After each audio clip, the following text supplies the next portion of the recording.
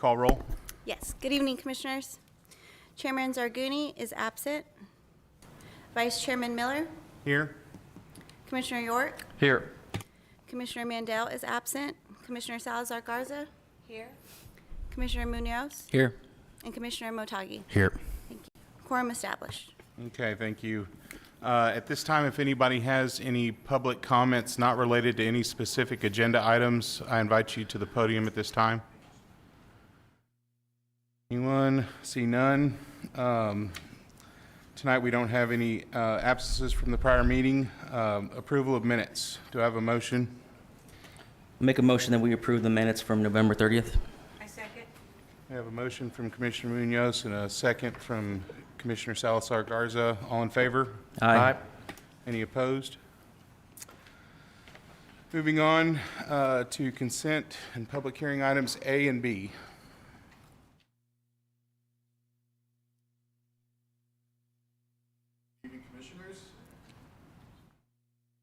Okay, that's better. Thank you.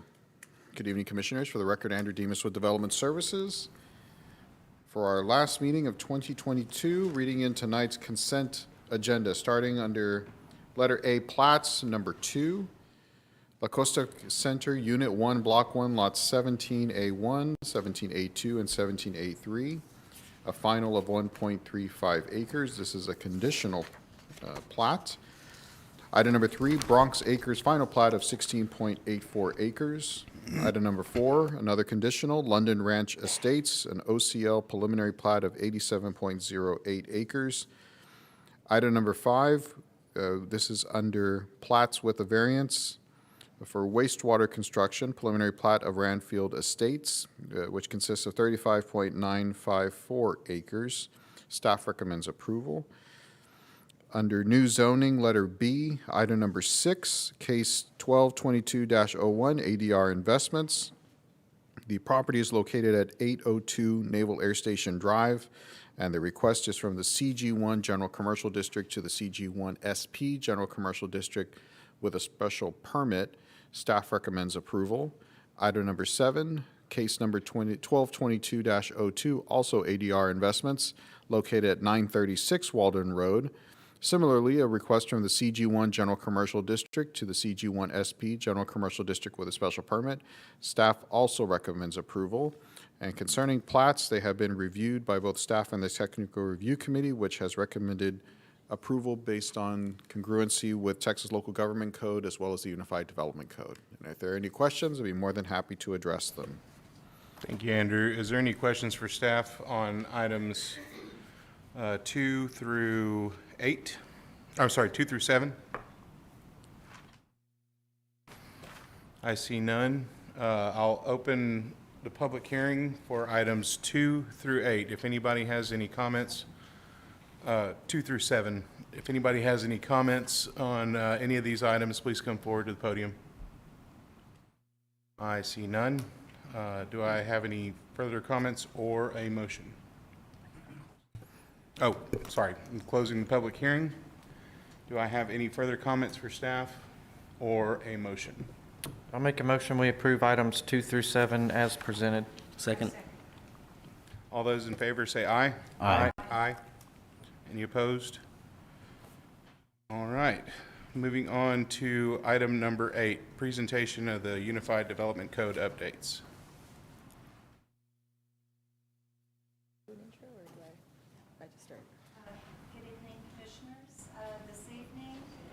Good evening, Commissioners. This evening, we have a presentation on our Unified Development Code update. Our consultants will be presenting from Camiros Limited. We've had an opportunity to have some open house sessions this week, and this evening we're going to be broadcasting as well and hope to get some comments from our online community. So with that, I'll go ahead and turn it over to Camiros to introduce their team and walk through the presentation. Well, good evening, everyone. Thank you for having us tonight, commissioners, as well as everybody here and everybody viewing online. We're really happy to be here to present this proposed draft of the zoning component of the Unified Development Code. I'm joined with members of the Camiros team, Chris Jeanette and Gabby Gherkin, who we've all been working on this with the staff here in Corpus Christi over the past couple years, and excited to show you the proposal. So really what this is, we've been brought on to assist the city in updating two components. The first being the zoning component, which is really focused on the districts, the uses, and standards that relate to that, which would be parking and landscape, accessory structures. So those all kind of tie in together to development. There will be a second component that will be coming back to you next year, which is weird to say because it's only in a few weeks, which would be the subdivision component. So we're going to be working on that in the beginning part of 2023 and then coming back again to do these types of public exercises and vet what we have come up with to gain opinion. So this project started really 2021. We started with stakeholder engagement. As you're all probably aware, we were in the middle of COVID, so we did a lot of this via virtual Zoom conferences with folks and different stakeholder groups. But we talked to over 40 people to get a kind of idea of what's going on in Corpus Christi and what some of those issues are. We held meetings in 2022 with both committees from the island and the downtown to really get into kind of what's going on in those special focus areas. And then during the summer and fall of 2022, we came up with proposals, redrafted these sections of the UDC, the zoning components, and met with the Development Services Technical Advisory Committee, or the DSTAC, to review these, to get their insights with people who work with the code on a frequent basis, and really kind of understand. And we've refined the code we've refined these components since then. So then we've been here for a couple days. We've held some open houses.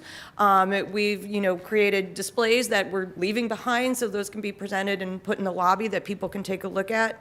And really what we're here to do is get feedback. So as I said, this is a draft, so it's not really intended to be the final version. What we really want to do is kind of find out what everybody's thinking, get some comments on it, and we would come back with a red line version of any changes that we would propose based on the feedback that we receive.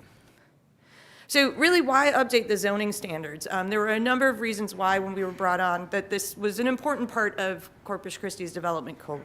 Part of this is to align with things like Plan CC and other adopted plans and policies that are in place, but also to modernize, streamline, simplify the ordinance, really look at those zoning standards and make it reflect kind of the way modern zoning codes work. A number of reoccurring issues had emerged, so we really wanted to take those, tackle those, clean that up as part of the code, and make these sections more user-friendly. So really, these were our goals when we started this project and this component of the UDC update. So really the focus was the district regulations. A couple of things that apply universally that we did. We created purpose statements for each of them, and that was very important so that people understand the function and the purpose of each of the districts.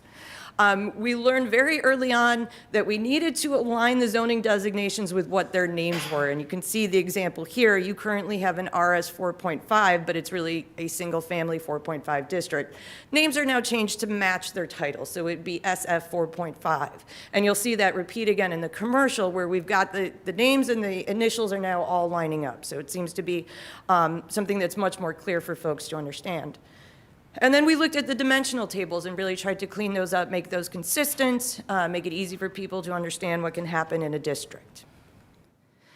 We also simplified the residential dwelling types. So we made it clear what each of these were, how they're defined. You can see here there's some examples that come from the Code of Illustrations that we've added that talk about the types of dwellings that occur. And in particular, we're looking at the residential districts now. So you see there's single-family detached, two-family, townhouse, and multifamily, and really looked at those to create the standards for each of the districts. So the first batch is the single-family districts, and again, I took a look at ways to consolidate and simplify. And so you see here, what we've proposed is a series of 5 districts, and it consolidates some of the existing districts. And we did this based on analysis of kind of the lot types that are out there. So farm rural, the single family estate combines the residential estate with the RS 22 district. The single family 10 combines the single family 15 and the single family 10 into one district, again, kind of simplifying. And then the 2 districts you currently have, the single family 6 and the single family 4.5. So in all of these cases, for these 5 districts that we have, these are the single-family districts, so that is the primary use that's located within each of those. You can see here how the kind of development patterns and density changes with these, with the farm rural being the biggest at 5 acres, and then going down to 4,500 square feet. And then a maximum height in the majority of these districts of 35 feet, which is typical for a single-family district.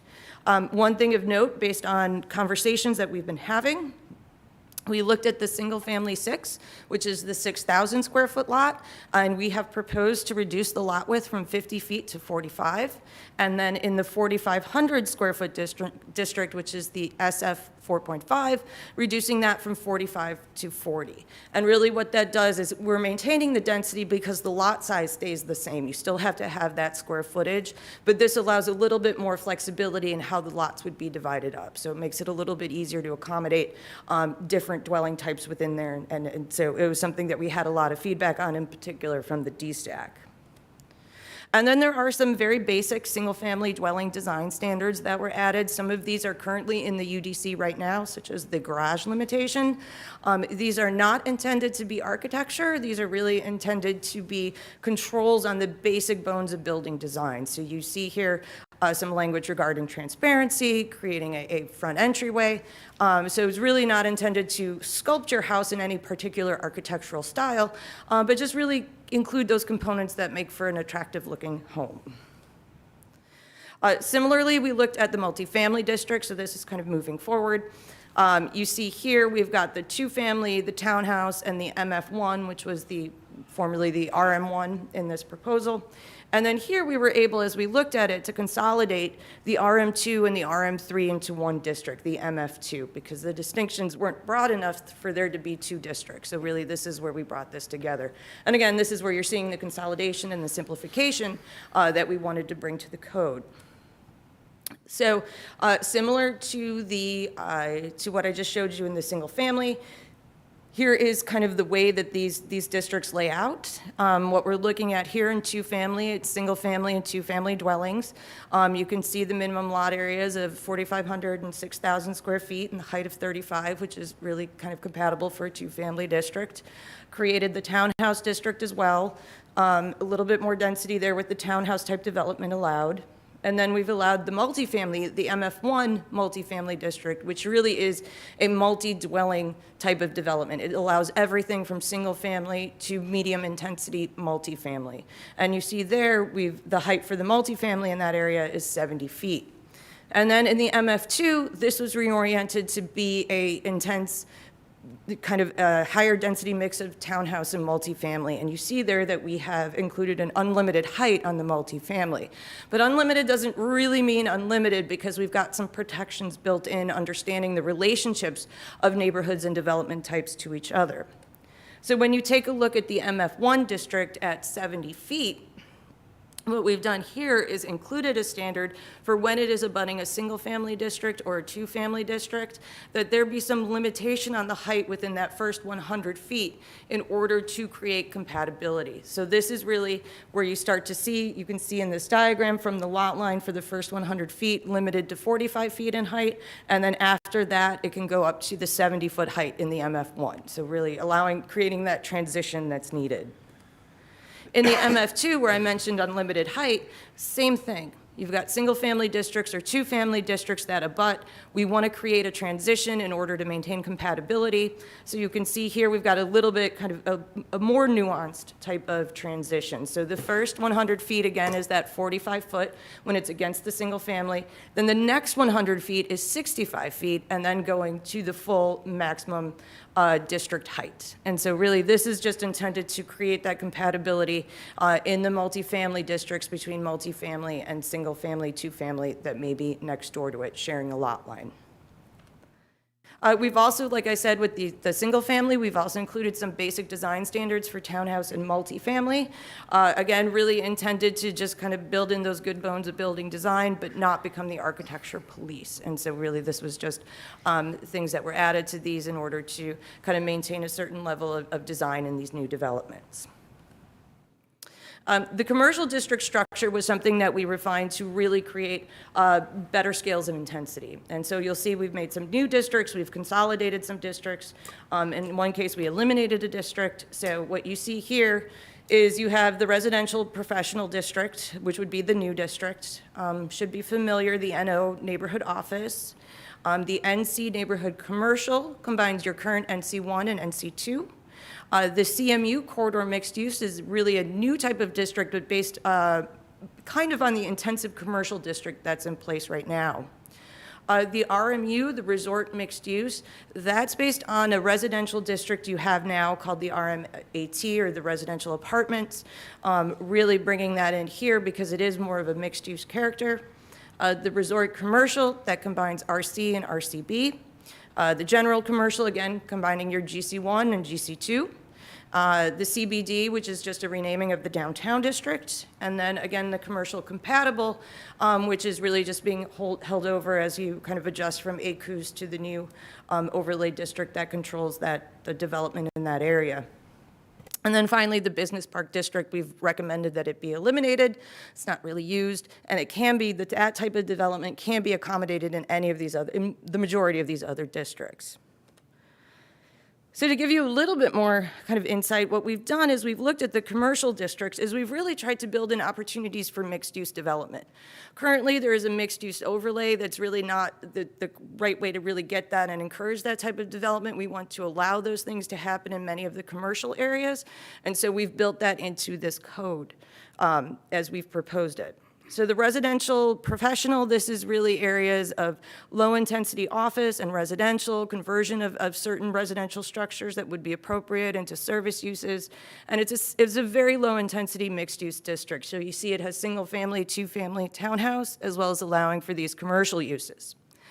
The NO neighborhood office, this is again a mixed-use district. It allows the full range of dwelling types you can see here, from single-family to very small-scale multifamily and mixed use. And when we talk about mixed use here, and you see it in these tables, we are talking about buildings that would be ground floor non-residential with the residential dwellings above the ground floor. So you can see in that NO district, you've got a whole lot of things going on in terms of what can happen there. So office uses, residential uses.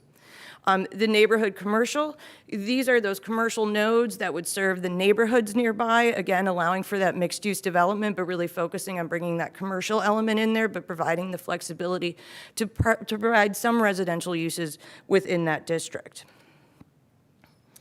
The corridor mixed use, which is what we talked about reorienting the commercial intensive district. These are those corridors that can have a mix of all different types of uses. This would be things like residential, commercial, service, institutional. You'll see here that we're looking at heights of about 65 feet, but again, that 45-foot transition I just mentioned in multifamily has been carried over here as well. Allowing for mixed-use development. So creating this new type of district out of an old one that can really facilitate corridor mixed-use development. Similarly, you have the specialized resort mixed-use development, and here you've got hotels, you've got multifamily, you've got townhouse, and these are within more of the resort areas, but allowing for some limited commercial activity. So you can see here again, got mixed use, you've got multifamily going on, you've got commercial that is specific to that type of resort area, bringing that in. We also have the resort commercial. This is really the tourist-oriented commercial development. Again, you can see we've got these transitions in place when you're abutting single family, and it's allowing for multifamily and mixed-use development. And then you have the CBD, the Central Business District, your downtown. This is the area that we really looked at as being kind of the most intense development, or at least primed for the most intense development, allowing adaptive reuse of existing structures, bringing new structures in, and you can see there that we've proposed to allow unlimited height within the CBD without those transitions, because that's really what the CBD should be allowing for. There's finally two other commercial districts, the GC General Commercial. This is your auto-oriented commercial areas. It's part of many cities. It always needs to be accommodated within these codes. And so you really see no residential is allowed in there because they're really intended to be these auto-oriented commercial retail centers. And then finally, CC Compatible Commercial. This is the existing district that was just brought over, again, trying to deal with the ACUS issues that have been present here in Corpus. We created some design standards, again, not getting into the architectural level of this, but just kind of the basic standards, and you can see how these standards ramp up as we look at the districts. So we start here with some of the lower intensity districts like the neighborhood office, the neighborhood commercial, moving into your more intensive things like the corridor mixed use or the resort mixed use, to the most intensive at the CBD level, which would be the central business district. And then finally, even a couple for the GC, because a lot of these buildings are just boxes, and we thought some articulation would benefit at least the appearance of these along these auto-oriented areas. There's some additional updates to the commercial. You've got these 2 overlay districts that are out there, one being the streetscape zone and one being the uptown downtown overlay. To kind of make things a lot easier to understand and use, we've integrated these into the commercial standards. So the streetscape zone would be required in the corridor mixed use and the central business district. These are these issues related to sidewalks and street furniture and permissions for sidewalk cafes. So it's a regulation that's currently in the UDC that we've just brought over. Similarly, there is this uptown-downtown overlay, and we've brought that in. It's got 2 key components, one regarding not requiring parking, and the other requiring that streetscape zone I just mentioned. And so essentially what we did here, we're covering those areas that may not be in the CBD or the CMU, because in the CBD and in the CMU, there's no minimum parking required, and the streetscape zone is required. But because this overlay has a geographic area that may not grab all the CBD and the CMU, we needed to keep it, so it gets any other districts that may be under it. And it's the same geographic area that is currently within the UDC right now. We haven't changed any of the boundaries of the uptown-downtown overlay. The industrial districts, we really here just clarified what these are, made sure it's clear that the light industrial, that's kind of the cleaner stuff with less impacts, whereas the heavy is the stuff that's got a lot of, may have odors, may have noise, may have outdoor operations. We want to make sure we made those distinctions. And again, like the commercial compatible, brought over the industrial compatible district as well. There's 2 special purpose districts. Again, these exist in the code right now. Just brought them over, clarified some of them. One is the manufactured home zoning district, which accommodates manufactured home parks and manufactured home subdivisions. And the subdivisions are those areas where there's a mix of manufactured homes with single-family homes. So we made sure we created standards for each of these, reduced the district size to 5 acres. Another thing, just based on the nature of Corpus Christi, you've got these recreational vehicle parks, made sure we maintain that district, and again, brought that district size down to 3 acres. So probably one of the first things we noticed when we began work on this project is that there's a lot of overlays in place within the city. And a lot of the things that they're trying to get at are things that should be kind of intrinsically part of a district and part of the zoning standards. So many of these were brought in. As you start to look at this, we wanted to kind of point out what's happened to some of these things, you know, the development concept, the target area, the alternative housing options, and mixed use have all been integrated into district standards in different ways. In particular, the mixed use, as you saw in the commercial, a lot of mixed use going on within there. You also had the clustered development and the cottage housing, both good development forms. We simplified those. So if you take a look at them, they're now considered uses. So they live in the use table, they have use standards associated with them. And we've really tried to work with, we've been doing a lot of these in different cities and really tried to bring kind of an easy way to do these to Corpus Christi. And so you'll see the standards have been kind of pared down significantly, in particular from cottage, to work better. And then, as I mentioned, uptown, downtown, streetscape zone, those are the things I just mentioned as part of the CBD and the CMU. And then ACUS has been updated to the military compatible area overlay districts. And that's something, we did not work on that. That's something that you all are probably very well aware was completed by the city. So of the overlays that have remained, we've added a couple things in the plan unit development. Because this is something that should be working to encourage innovation and unique design and addressing issues, whether it be something that's architectural or something that's environmental or a mix of uses, we really did want to maintain this district. It's very useful. But it really should be something that's more of a negotiation with the city, so that the city is getting a benefit from allowing for the PUD rather than the PUD being a way around variances. And so what we've stated within here is that the PUD should promote enhanced design. And so the idea here, you see this list with the check marks. This is a including but not limited to list. It's really just intended to guide someone going through the PUD process that these are the directions we want to go. We are willing to consider anything that's coming up in terms of, you know, what you would think would be an enhanced design element, but providing some guidance there.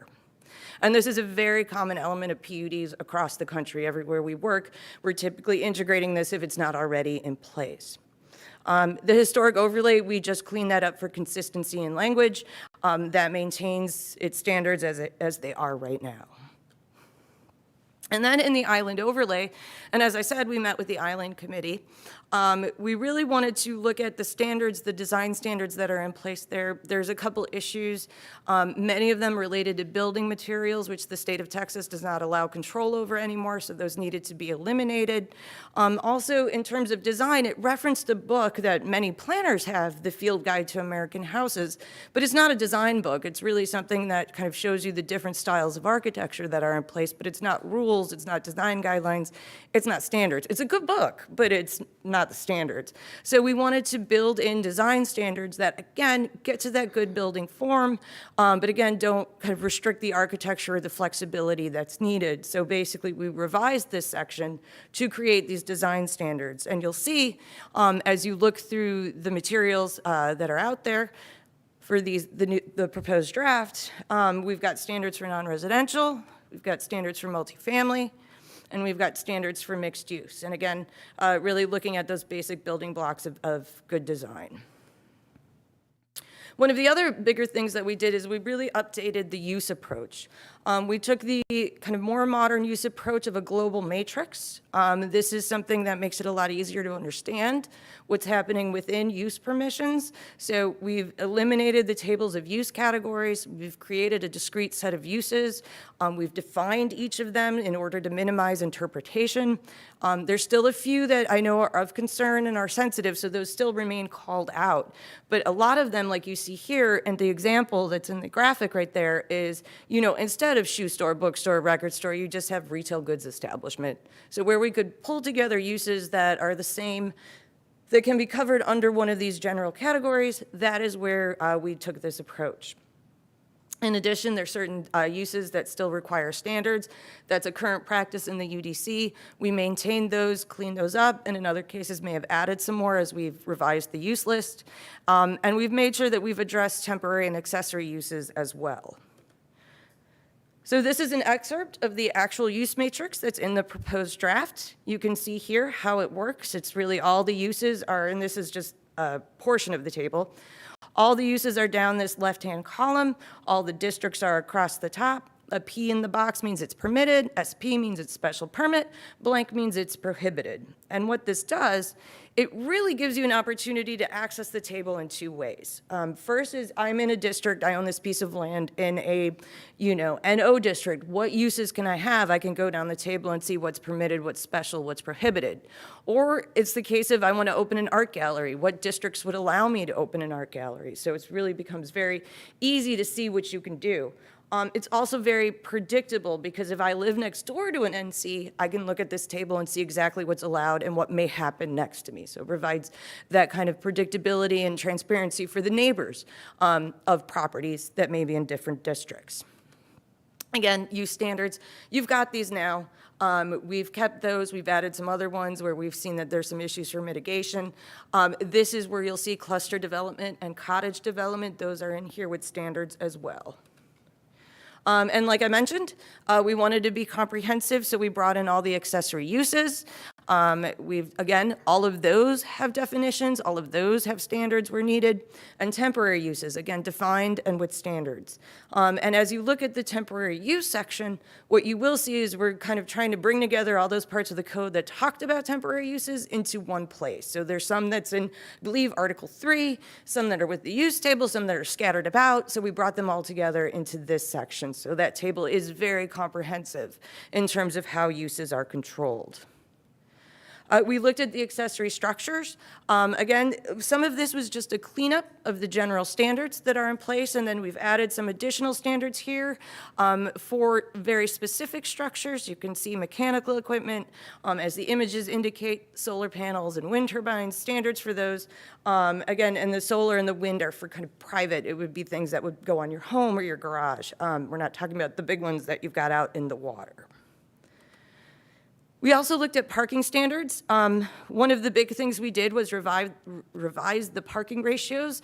Essentially, when you look at the use table and you see those uses down the left-hand column and you go over to the parking section, now you will see a one-to-one relationship. So if a use is in that use table and has a parking requirement, it's now sitting in this parking table. So that should minimize interpretation. We've tried to be objective in the standards, so it's really based on things like gross floor area rather than issues of capacity or employees. And we've also, in many cases, brought these numbers down. And you can see what we've done here in this excerpt of the table. You can see where we've interpreted your current parking regulation, and that would be in the red strike-through, with the one that is proposed in this document. So the idea was to bring down the required parking. You can always do more if you feel you need to, but we didn't want to kind of overpark by regulation. So there's a couple of flexibilities as well, understanding the issues that evolve anywhere with parking. 2 districts, again, are exempt. That'd be the CBD and the CMU, as I talked about earlier. And then there's some parking flexibilities in place. Some of these are currently in the UDC. Things like the RC district or the RC-RCB district currently, a reduction by 50%. Where we've added where permeable paving is used in a parking lot for 80% of the area, you can reduce by 20%. Allowing for the counting of on-street spaces to accommodate some of the parking that may be needed on site. There's a new formula in place for multi-tenant developments that allows for a reduction of parking based on how the uses that are going in there will be used. If cross-access is provided, again, another reduction of 10% can be taken advantage of. The current off-street bicycle parking facilities reduction, we've added that up to a maximum of 20%. And based on a lot of what we heard in the Island Overlay District, up to a maximum of 10% of the required spaces can be used for golf cart parking. So we heard a lot about this and thought that maybe that this was a way to provide a little bit more flexibility in the IO Island Overlay District.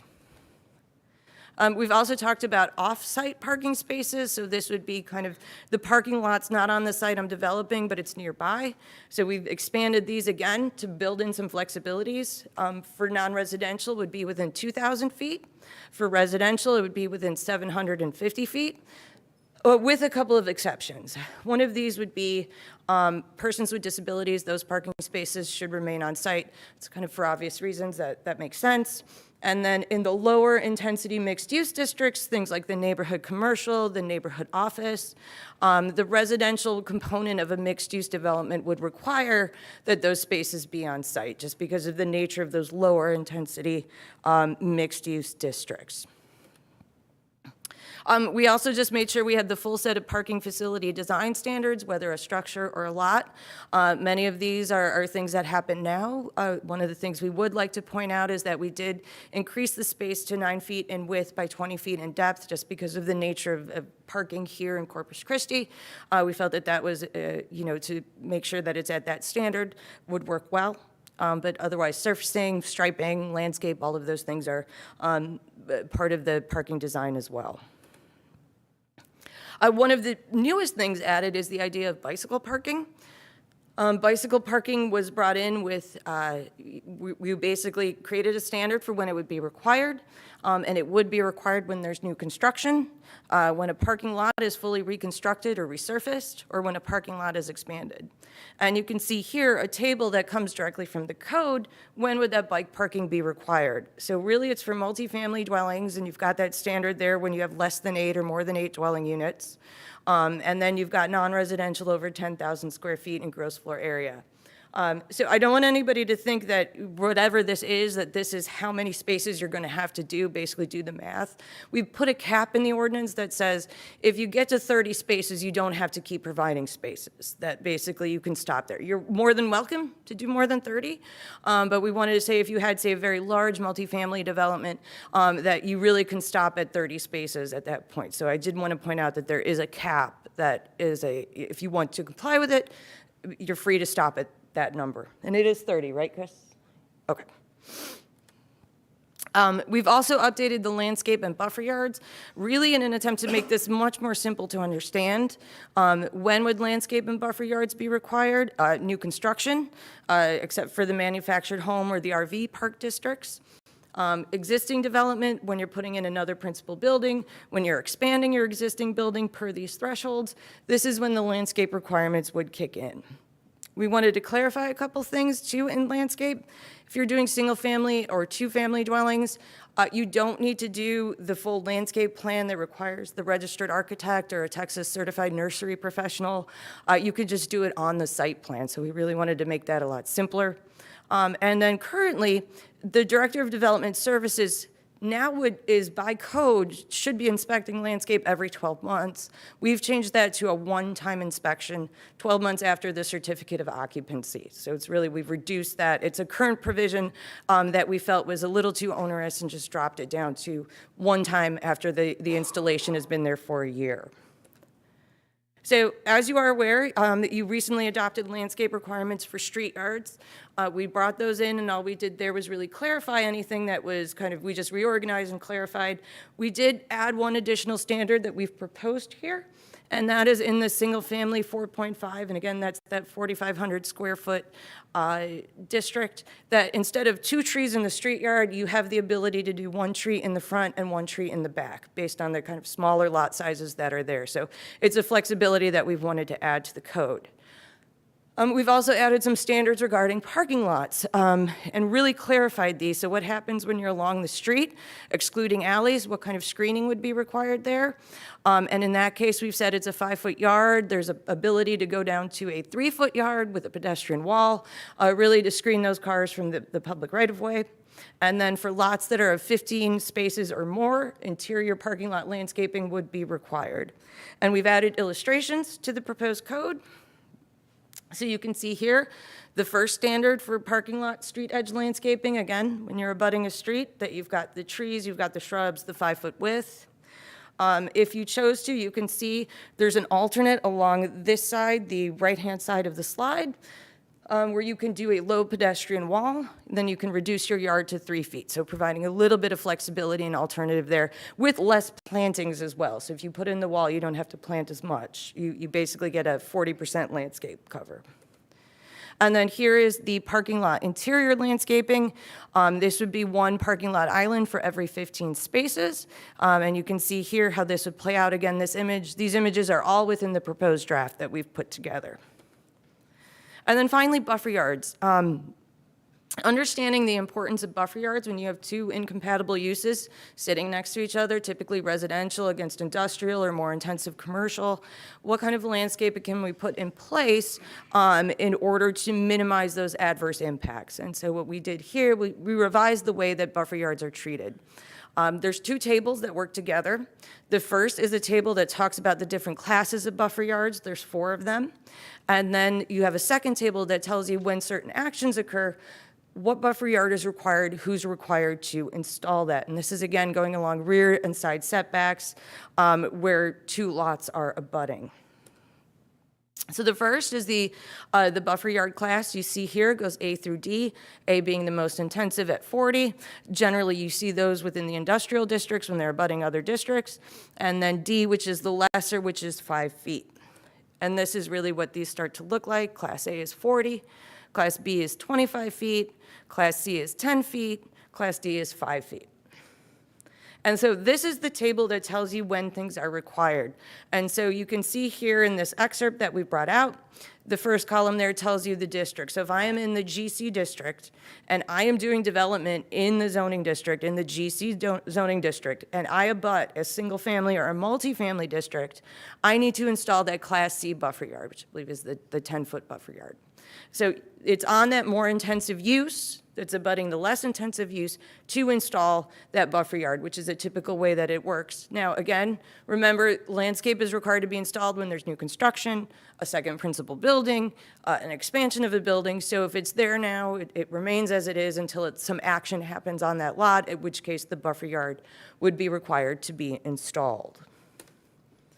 So with that, it's a lot of information, and really there's a lot of information within the drafts themselves, but we really appreciate the time that everybody's taking this evening to kind of bear with us and go through the kind of overview of what's in these documents. We've released the public drafts for comment.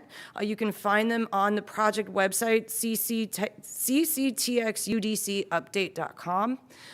This presentation, the banners that we've used for display this week, all of those are up there as well at this point. And really, you can read through the actual proposals that we've made. We're here to present this, get this out there, and start taking comment. We know we may have gotten some things wrong or some things need to be tweaked, so we're really waiting to see the public comment come back to us. We'll review through those, and then the next step would be to release the second draft with red line comments. So again, we're not here to give the impression that this is final. This is really the first public vetting of what we've been doing over the past couple years to get these up and into shape. And so with that, I thank you so much for your patience going through a very long presentation with a lot of information, and we're happy to take any questions. Okay, thank you so much. Commissioner York. Thank you, Mr. Vice Chair. First of all, great presentation. Thank you. I served on the DS tag, so it's nice to see y'all in person instead of on a video screen. I do have some questions.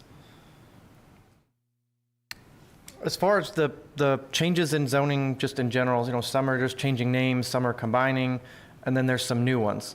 So I assume if it's simple, they're combining or they're just changing name, that's just going to happen automatically with like a wide rezoning or something. Is that?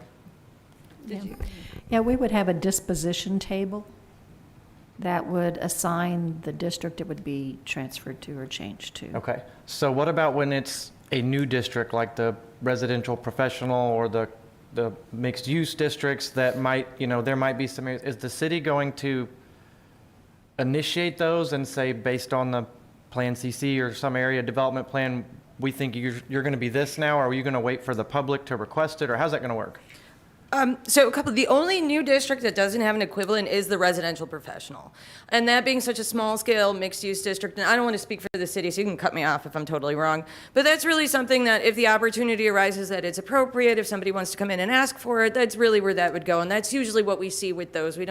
There's not a lot of proactive rezoning to the residential professionals. Kind of the situation arises, hey, we've got this in our toolkit to help you along. As you saw in those charts that were in the PowerPoint, we've equivalenced the districts against each other. So GC1 and GC2 will become GC. And NC1 and NC2 will become NC. And commercial intensive will become CMU. Now, because that's how the disposition tables work. It just transfers one to the other. Obviously, after that happens, there could be corrective rezonings, but that's just really kind of trying to see which way the wind blows after they've been equivalenced out. Okay, thank you. Couple of, not really questions, just suggestions as y'all move forward, things that popped into my mind, but one is that commercial compatible district, do we even need it anymore now that we have the military overlay? So just something to think about. I'm not looking for an answer right now, but I know there's some other reasons it's there, but it seemed like those might be able to be handled with other things like buffer zones, but just something to think about. You may have already thought about it. Did you want to? We understand. We think right now we would leave them in as a temporary temporary district because we're still working through a potential overlay for the airport. And so we still might have some rezonings around the airport that we could use those for. But once we adopt an overlay for the airport area, then we could probably eliminate those districts. Okay. Just another suggestion, something to look into, because this has come up a couple of times recently and I had never really heard of it, but in the RV district, I don't think we have this in there, but but apparently now there are some developers looking to subdivide RVs and actually sell off lots or something. I know you guys have a lot of experience in other cities, so just something to look into, because apparently that's something people are doing. Parkuminiums. Kind of, I guess, I don't know where that's coming from, but it's just something I heard about. I've seen it on HGTV.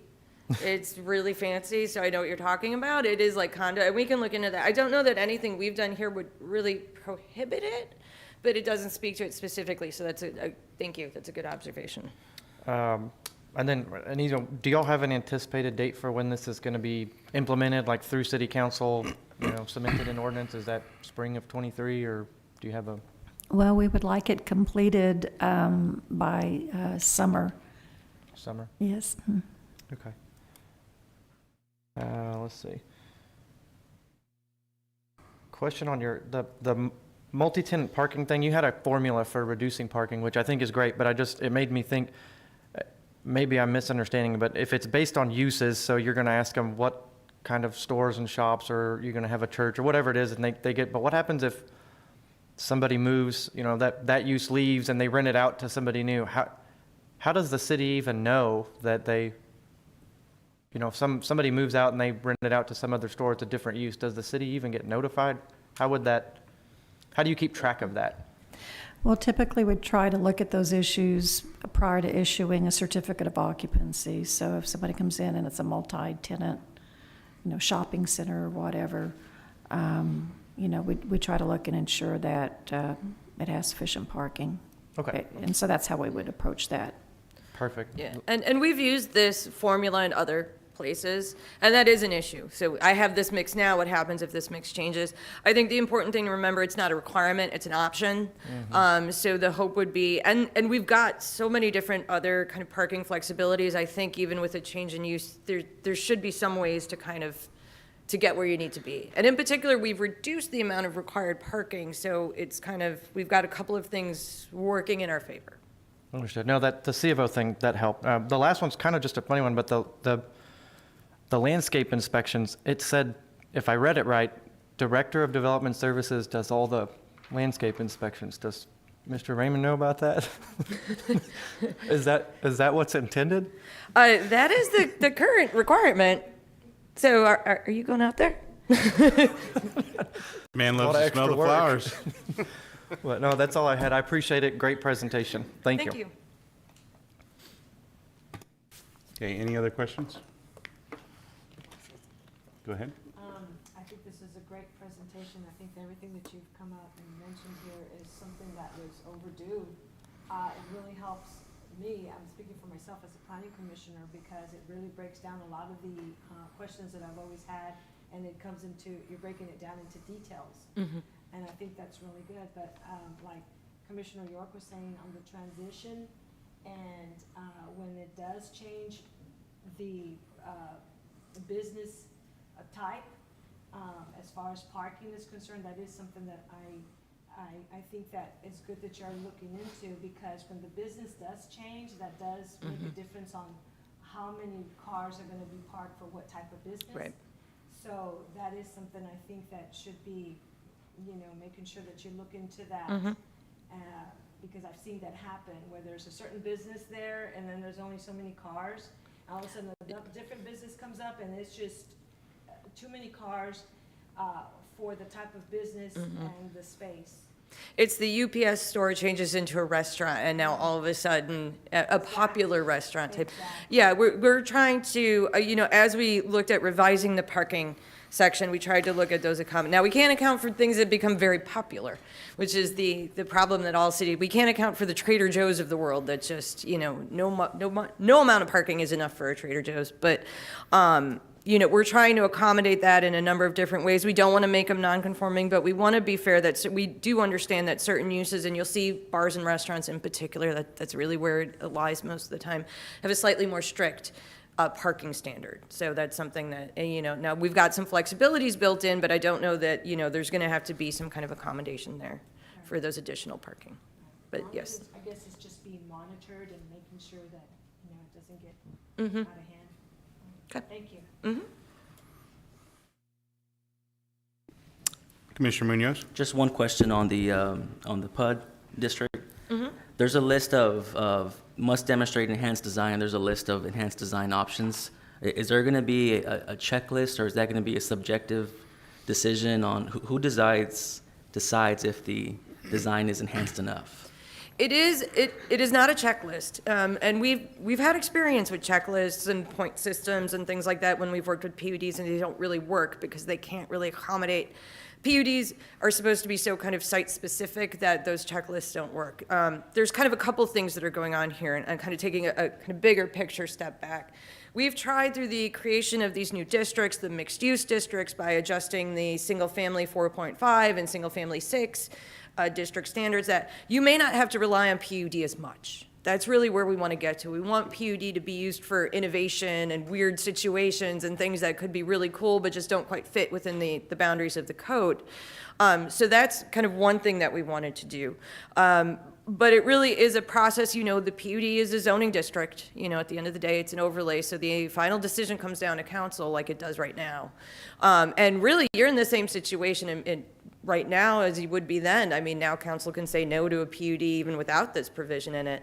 But the intent is that list was to provide guidance in the direction to go, but it may be, the example we use in other places, it may be that there's a senior housing crisis in town, and the idea of the PUD is coming in to do senior housing, and that in and of itself is an enhanced design, enhanced benefit. And so that's why we keep it very open and flexible. All right, if anybody has any other questions. So I love what ifs, but I'll try to keep them as limited as possible. So if you're, well, let's say I'm referring to the unlimited height on multifamily developments. So if you're the first kid on the block and you build a 100-story townhome, right? Is that height, you know, and obviously you don't have anything around you at that point, so you don't have to worry about the hypotenuse. But is that going to limit what backfills in around there? On that site for the multifamily? No, not on that same site, but neighboring properties. So let's say I wanted to develop the lot next to it into a single-family residential, but because my neighbor's already, 500 feet tall, is that going to limit what I'm able to do there because of, No, the limit is on that multifamily development. Now, keep in mind what we've changed to make this a little bit clearer. It's when you're abutting the district. So it's not the use, it's the district. So if I'm abutting a single family or two family, that makes it a little bit more predictable because you've got kind of the zoning district set down on the map. So that's one thing. But if I come in and I am not abutting any this is really how anything kind of really ends up working. If I'm in a multifamily district and I build a 110-story building, or 110-foot building, sorry, not the Sears Tower here, but I build that really tall building and somebody comes and wants to rezone, I don't have to take down part of my building. My building is there and I'm not impacting that property next to me. So if I'm multifamily next to multifamily, we can build to whatever we can build in the district. If it gets rezoned to single family, say I were to do a building expansion, that multifamily building may be limited, but there's nothing on that other district. It's completely confined. But follow me. I know the way it's designed is to protect existing single-family residential around it, right? So nobody's building something really tall with sightlines into people's backyards. But, up and down certain parts of Corpus Christi, and I'm thinking about Mustang Island, we've got these, tall condo buildings that have been there since the 70s and 80s. And if you wanted to develop single family next to that, and if you didn't mind that people could be looking into your backyards, could you still develop there because? Oh, yeah. Okay. No. There's no impact on that district. The impact is just the district that's building the multifamily or the multifamily that's there if it wanted to expand. The single family that's next to it, the single family district, whatever that district allows, they have. There's no impact to that in terms of that transition. Well, but if it wasn't an existing district, because a lot of that stuff is not currently zoned. So if I wanted to do a residential development next to a what's it called now? Not RM, but now it's, well, no, the multifamily districts. What's the new words? What's the new letters? MF? MF, yes. It's clever I choice mean, of it letters. really, the only thing, the lot next to, I know, right? And don't keep CBD. saying CBD too much either, because Yeah. we've been using that forever, there and now that townhouse has a commercial second, too? yeah, that has a second connotation there. Okay. Chris, can you come to the, Yeah, to you gotta the get mic. front, please? One of the important things to note about the unlimited height is that it's only allowed in the MF2, and that one is really intended to be a tool to get high-density multifamily development, right? So that district allows townhouse and multifamily. Single-family dwellings, two-family dwellings aren't allowed within the mix of MF2. So MF2, where it appears on the map, is designed to be this intense sort of multifamily environment, right? I think that what you're asking is, if someone wanted to come in and put, a single-family development next to something like that, theoretically, they could do it. I mean, if it was zoned MF2, they just have to come in for a rezoning. rezoning. If they were in an MF1 district next door, they could do sort of the whole gamut. They could do single-family, townhouse, two-family, multifamily. So just by virtue of this being on the map, it's not preventing anything else from happening, but it is a tool that's designed to be specific to achieve that sort of high-density, larger multifamily form. Okay. Yep. I got a question to piggyback on that, if you don't mind. Go ahead. So say that actually happens, somebody rezones, or there was an unzoned piece of property next to the MF2 unlimited height building. Somebody goes rezones and then builds or does rezones, I guess, and does single family. Does that existing building get grandfathered, or if they Yes. come, Yes. if they come later to expand, they don't have to do anything to the existing portion of their building, right? No, they would not. If that expansion takes place within that 100-foot area, that expansion needs to comply with that. But the building that's there, building's there. They were legally built, they complied with the code at the time, they get to continue on that way. And Even if they have to expand- rebuild their whole building because of a hurricane or something crazy like that, they're not gonna have to then. Well, if the whole building comes down, then it has to comply with the zoning district standards, at which point you're gonna get that transition going on in there, that they're gonna have to comply with whichever transition it is that applies there. But that's just really anything that, if it comes down, unless, and I am not 100% familiar with the nonconformity provisions here, so if there's something separate. Sorry, somebody from the hurricane may have city- been a bad example, because there's usually exceptions for stuff being It is- rebuilt. I've seen but- suspension of nonconformity Yeah. and I None worked in in New Orleans, so, NCAOD. yeah, I've seen that before, so. But just let's think happy thoughts and nothing happens and the building just wants to expand. If that area of expansion is sitting in that spot that's capped at 45 or 65, it would have to comply with that. But the rest of the building gets to continue on. Okay. And then on the lot widths, I'm okay with 40-foot lot widths for giving developers additional flexibility, but I'd like to see something, that would keep from would limit either driveway widths or something on those narrower lots, because I don't live in one of those neighborhoods. My sister-in-law does, and you've got 2 cars in a driveway. You've got another guy pulled up into the approach. You've got 2 cars in front of the house. Tuesday comes along and it's trash collection day, and it's just an absolute nightmare.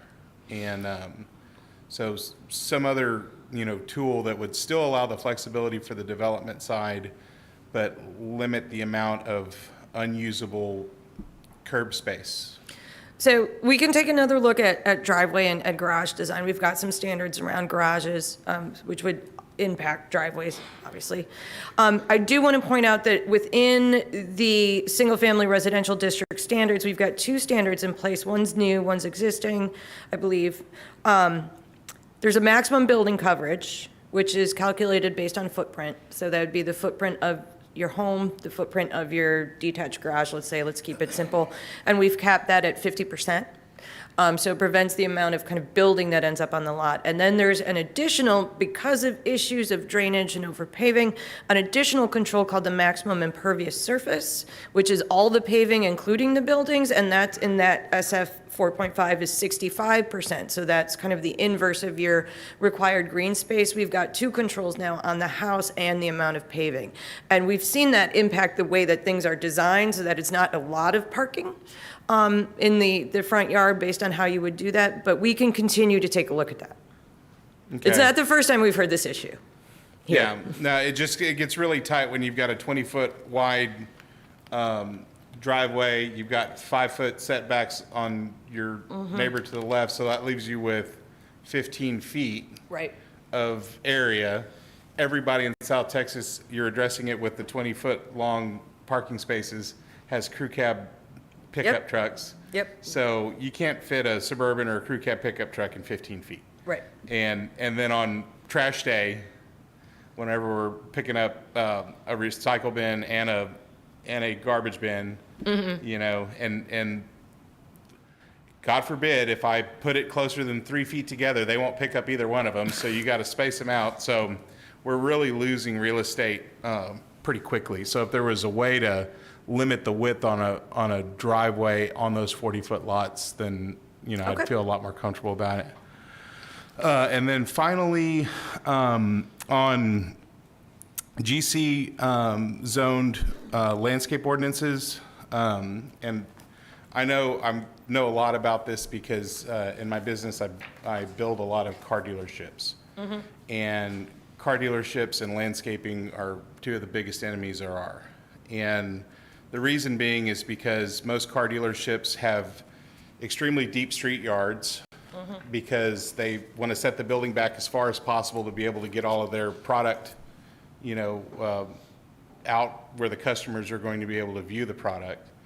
And then what that, you know, the unintended consequences of that is increased landscaping points. And, you know, I remember whenever we were building Lithia, Chrysler, Jeep, Dodge over in Autotown here in Corpus Christi, based on what the calculations were, we would basically have to build a wall of palm trees, you know, out up against the right-of-way.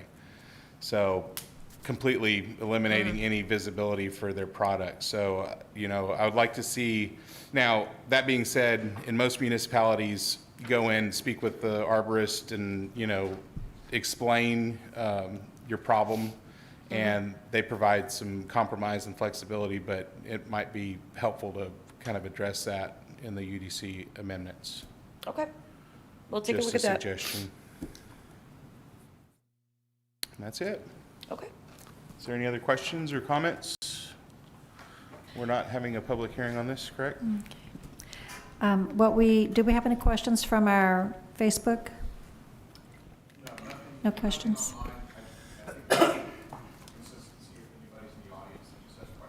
Right. Yeah, if anybody's got any comments or questions? Yes, ma'am, come to the podium.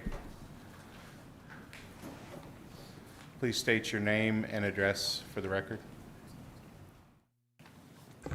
Thank you, Mr. Vice Chair and Commission. My name is Judy Telge, and I live at 3554 Santa Fe Street here in Corpus Christi, 78411. My concern here tonight is relative to the upgrading of the codes, which I think is awesome. It's been a while. But I want to make sure within the context of the need in Corpus Christi for affordable housing and accessible housing. That's a huge need.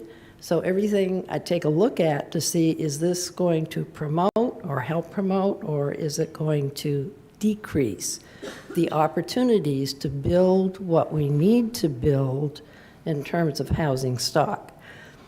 There's one thing that I'm a little confused about, and maybe the folks here can help with that. It doesn't look as though ADUs, accessible dwelling units, or I'm sorry, accessory dwelling units are allowed. It said that, I think, under 5.3G. I can read it. accessory structures, G, may not contain food preparation facilities, bedroom, or a full bath. Plumbing fixtures prohibited above the first floor. Then it says, the last sentence, this does not apply to an approved accessory dwelling. And then in other places I've seen where it says, yes, there's accessory dwelling units, but there's no verbiage about it. So I think I'd like to know, are we going to be able to do it or not? And I think city is at a point of where we need to. We've got a higher senior population. I know in my huge backyard that I never would have, bought, there's room to do that. And when I get to the point where I'm going to need somebody to come stay and take care of me, then I don't have to go to a nursing home.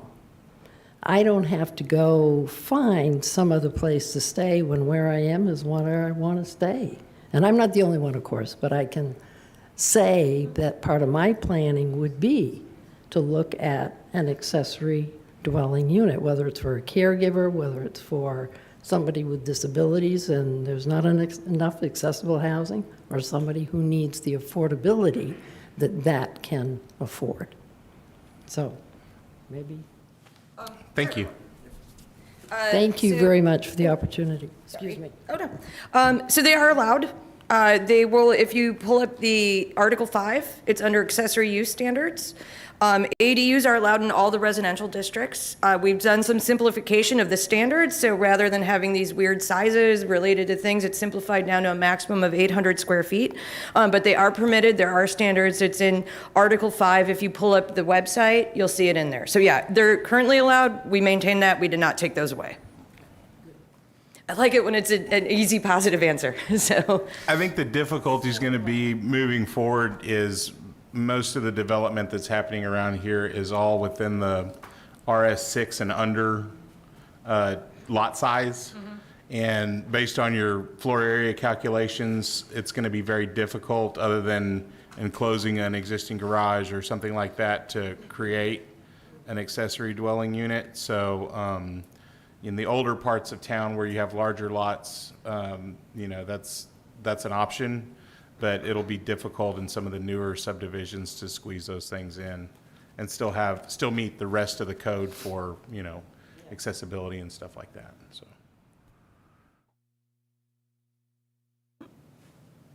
All right, well. Real quick, did you say the square footage limit was 850 for ADUs? 800 square feet. 800 square feet. All right, well, if there's no other questions, I appreciate your presentation and thank you. Thank you so much for having me tonight. All right, so moving on to public hearing item C, plat with a variance, items 9 through 11.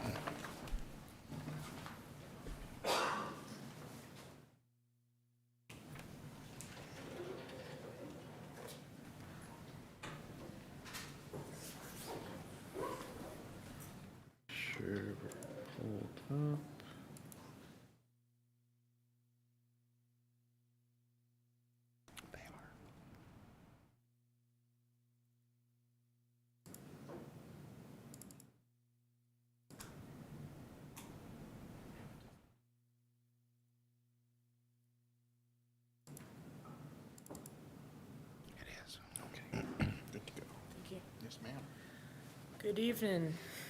So there's going to be two on Don Patricio. This first one is the plat waiver for the wastewater construction. So this was is a replat. Oh, gonna lose it.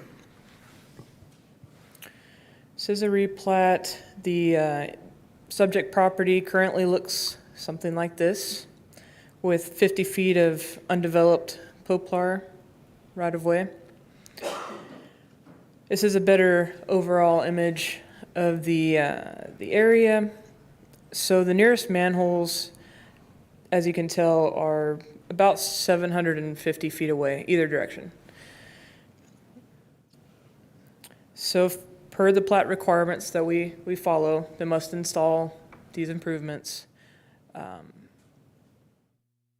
every lot needs access to an approved wastewater line. It's as simple as it gets. The factors in support of the waiver is the distance that they're having to go. The cost estimate is significant. I know this came out super small, but we're looking at around $830,000 to get where they need to go. Factors against the waiver: the depths of the manholes that they are connecting to are requiring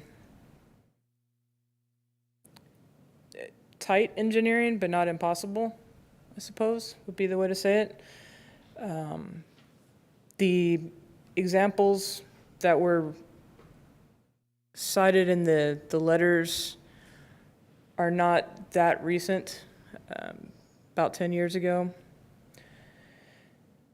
The water and wastewater lines along Poplar would be going to other lots other than just this one, which we are not developed at this time. But of course, if those services are there, it might promote those developments. So additional information, if this looks familiar to anybody, this did come up to Planning Commission before in April of 2020 and was disapproved. The plat expired, and which is why it came back to be considered again. So staff recommends disapproval of the waiver. They are within they're under the 1,000 feet to connect. It is painful to get there, but it's not undoable. So we do recommend disapproval of the waiver. I don't know if there's any questions on that. It's a little bit easier than the last go around. Did you want to read into record the street and sidewalk waiver, and can we vote on them all collectively? That would be nice. Yeah. Item C, plat with the variance waiver, number 9, 22-2072. Don Patricio, Block F, Lot 47R, a replat of .935 acres. It's located south of Don Patricio Road between Flower Bluff Drive and Waldron Road. And then the accompanying waivers, item 10, street and sidewalk construction, Don Patricio, Block F, Lot 47R, replat. And the other waiver, which is item 11, and that is for a wastewater construction waiver, and that was what the presentation was for. And then we also have a presentation for the street construction as well. Would you like to see that as Yes, well? ma'am. So I have that pulled up here. The first couple of slides will look pretty familiar. The same replat, the same property. With this aerial is a little bit different just because I'm highlighting some of the connections. So that Poplar that is undeveloped is connecting to Division Road. A portion of Division Road is developed. The portion that Poplar would tie to is not.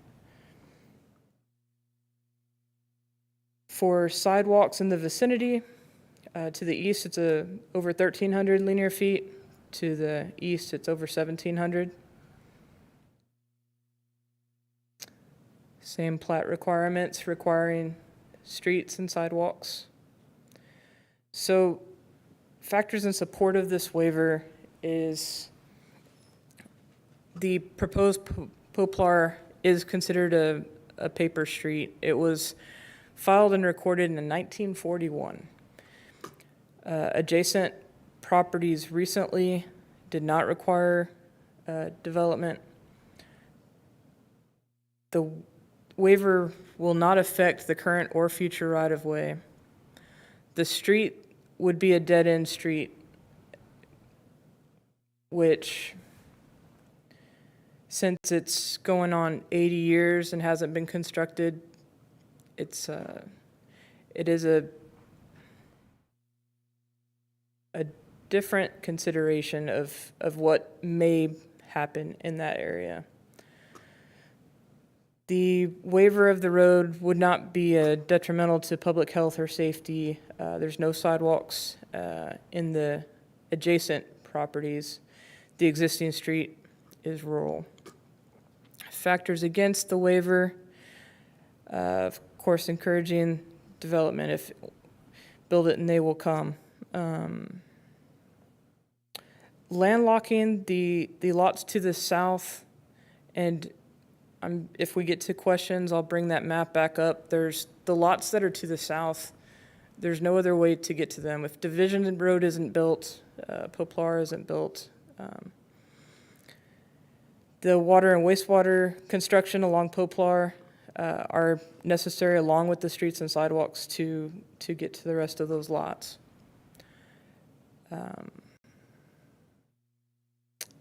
Building the sidewalk in this portion, there's nothing for it to connect to in particular, but there is a considerable undeveloped area. Additional information similarly to the last one, this has come to Planning Commission before. In May of 2020, Planning Commission did approve this waiver. That plat expired. It's now resubmitted. Similar to the last one, staff again recommends disapproval of the waiver for the street and sidewalk construction requirement. Is there any questions on the area? Okay, thank you, Bria. Commissioner York. Thank you. Couple of questions on, when these come up, I know we approved one and disapproved the other before, and I know you weren't here for that, and Nope. I don't know how many of these you've seen, but at least, obviously, we approved one, the street and sidewalk construction, but it seems like generally the Planning Commission has a hard time burdening a single homeowner with major improvements like that. They're not a developer, and most of the time it happens here in Flower Bluff on these old paper streets. But with the wastewater, I don't recall. I've slept since then. I don't remember what we were thinking, what our reasoning was for the disapproval on the waiver, but I know that the first question I probably would have asked then, and I'm going to ask now, is there any opportunity for city participation other than the developer trying to use the trust funds, which are in the negative? Other than the trust funds? No. There's no other avenues that the city could do? Okay. Just wanted to ask that. And then if on that map you had, the manholes being so far away, there's a few developments, homes that exist adjacent to this. Can you tell us if the adjacent developments, or how many of the adjacent homes are on septic, if any? Try to see if I have. Because it looks like all of the neighbors would have to be if those are the closest manholes. These in the nearest proximity, these two manholes that are on either side are the last ones of, if this map was zoomed out, there's significant infrastructure beyond those two manholes. So this is a little pocket right in between everything. Is it safe to assume then that everybody in between there that's built is on septic? Yes, Okay. There's. Last question, if this waiver were to get approved and this developer puts in septic, is there a requirement they would have to agree to connect to city sewer if and when it gets put in? That language. As part of this commission's approval, you could condition an agreement that we would provide them to sign. But we would have to put that in our motion. That's not something that would already happen? Yes, you could put that in your motion. Okay. So it'd be subject to a sanitary sewer agreement. Okay. The only other thing is more of a comment. I do this stuff for a living on the design. I saw the estimate. It seems a little high in some areas, but close. It is going to be a substantial amount of infrastructure, and I'm just talking for the wastewater. There's a few things that I questioned in there, but I mean, it's a substantial amount, so that's all I have as far as questions for now. Thank you. Commissioners, any other questions for staff? I see none, so at this time, I'll open the public hearing on items 9, 10, and 11. Is the applicant here? Okay, please come forward, state your name and address. Would you like either presentation pulled up? If you could pull up Which the one? property with it highlighted in yellow. That one? Yeah, I don't think it's Zoom or not, but Absolutely. Let's see. There you go. yeah. Good evening, Jeff Kraus. My currently live at 3125 Quebec Drive, Corpus Christi, Texas, 78414. And what I like to say is I'm a single father, disabled veteran. I don't have the money to tie into that. I bought this property 5 years ago and I haven't been able to use it. I just want to build a single-family house. These two waivers are preventing me from doing that. As you can see, both neighbors to the right and left of me and even farther on, they all have septic tanks. They've all got these waivers when they built their houses. For some reason in 2019 when I applied for it, I couldn't come here in 2020 because of COVID. I couldn't come speak to everybody and state my case. I don't know why. I feel like I'm kind of getting picked on because I'm the last home down there not tying in, and it's roughly 1,000 feet from the edge of my property all the way to the manhole closest to watering, and it's only 8 feet down. The reason it costs so much is we'd have to build a pumping station because it would ruin what they have right now. So we'd have to dig underneath everybody's driveways. That's where a lot of the cost comes from. And all I'm asking for is exactly what all my neighbors got, as a waiver for the wastewater and not to build Poplar, which they all own the same amount of property, so I'd be building a road for no reason. I'm just trying to be able to build right off of Don Patricio. I'd appreciate the waivers. You know, I know they state their case. I tried in 2020. Like I said, I couldn't come here and state my case. You know, this is my last chance to build on the property. My son's 11. You know, I just want to have a nice big space for him. So I appreciate the waiver if you could, and that's all I have.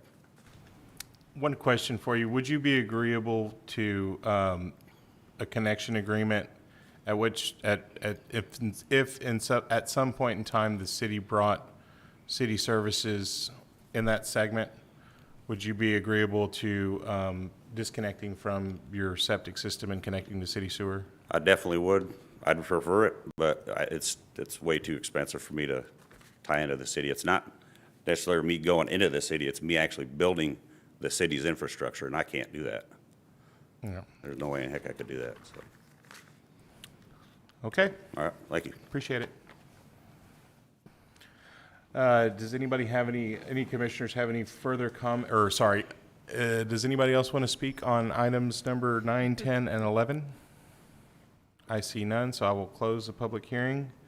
Commissioners, any further questions for staff? I see none. I will entertain a motion. I'll make a motion that we approve item 9, the replat, approve the waiver request for street and sidewalk construction, and approve the waiver request for wastewater construction with a condition that the developer be required to connect to city services if and when they are brought to his property. I second.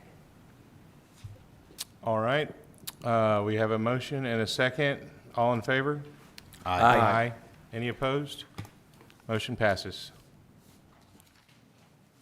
Now go build your house. Appreciate it.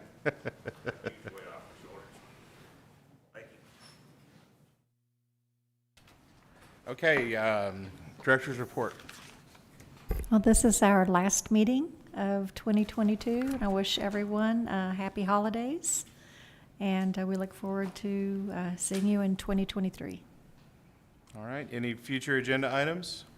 No, but I do have one question for Buck.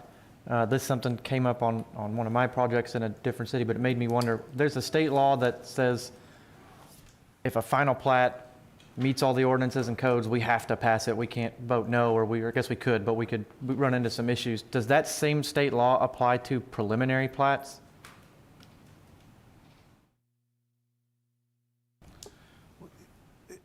I mean, preliminary plats are judged by the same standard if it meets all the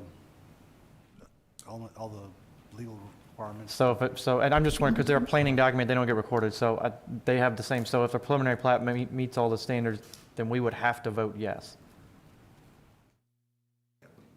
Okay. Thank you. Okay, well, with that, we are adjourned.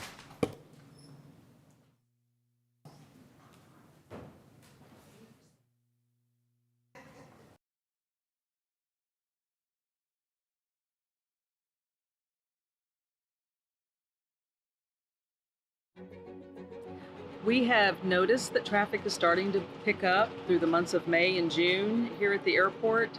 People appear to be coming back to travel.